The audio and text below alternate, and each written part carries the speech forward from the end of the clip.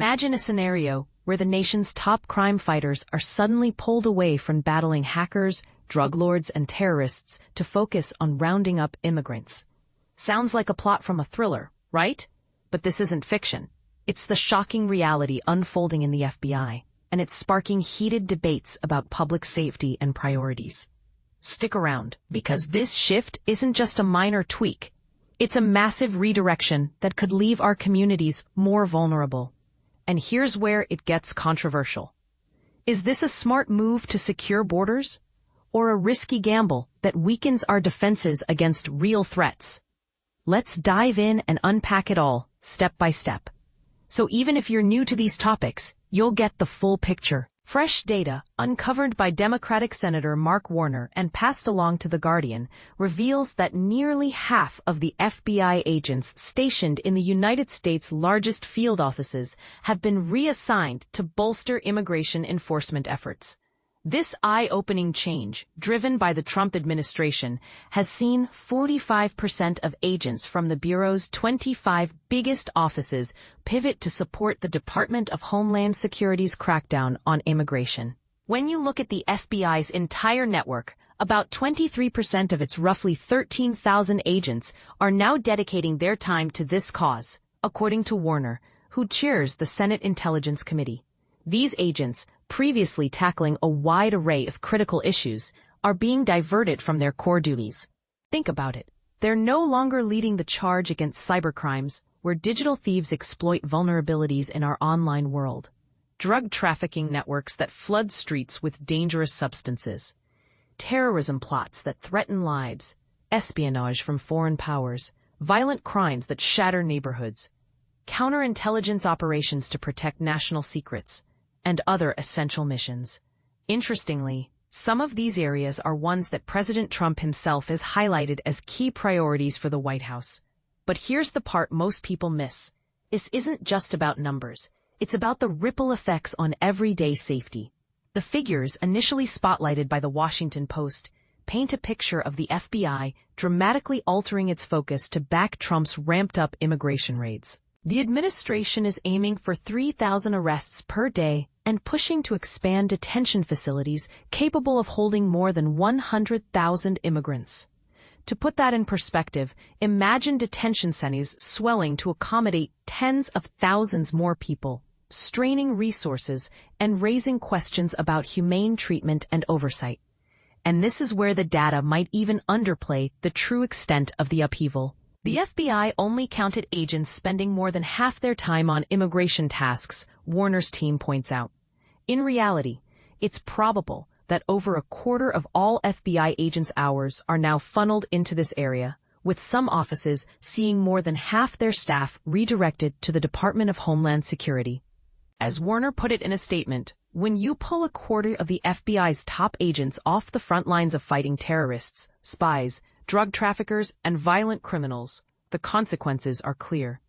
Critical national security work gets sidelined, and our country is put at greater risk. It's a stark warning that beginners in policy discussions might overlook. Essentially, diverting skilled investigators from specialized threats could create gaps that criminals exploit. Experts are sounding the alarm about the broader implications, both for targeted communities and the abandoned work.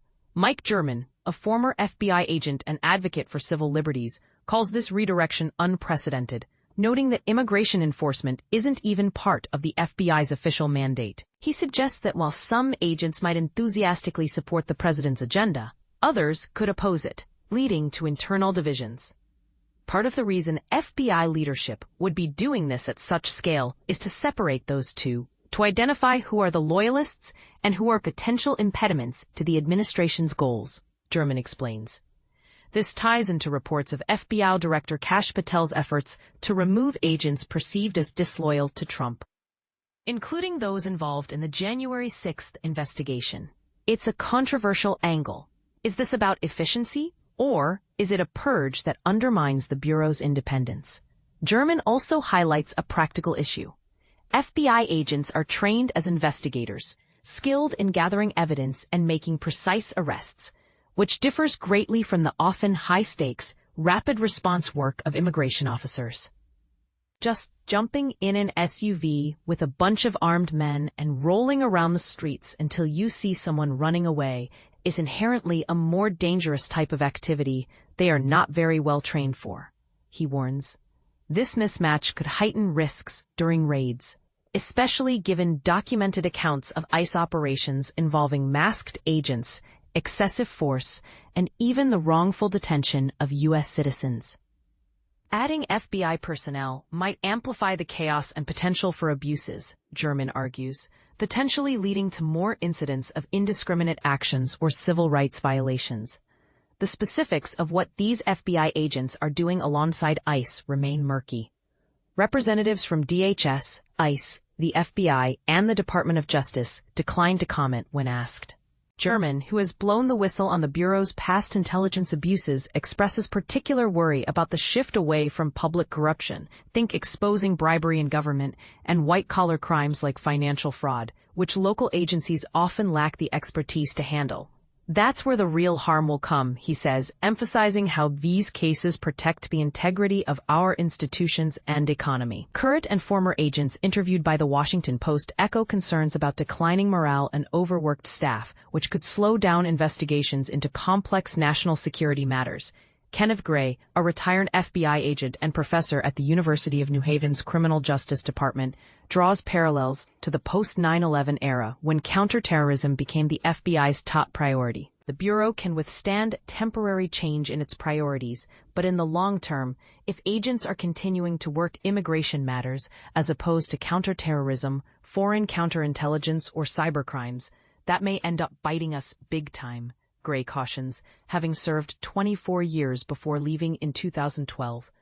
He fears a scenario like another 9/11 if counterterrorism experts are sidelined. On the flip side, Gray isn't alarmed by a short-term pivot, especially as DHS ramps up hiring new ICE officers. Defending the move, U.S. Attorney General Pam Bondi argued at a heated Senate hearing that FBI agents are collaborating daily with DHS to keep Americans safe and get illegal aliens out of our country. Democrats accused her of turning the Justice Department into a political tool, a charge she pushed back against. But here's where it gets really divisive. Is this redirection a necessary step to address immigration challenges, or does it dangerously dilute the FBI's role in protecting against broader threats? Some might see it as a bold enforcement strategy, while others view it as a distraction that prioritizes one issue over many.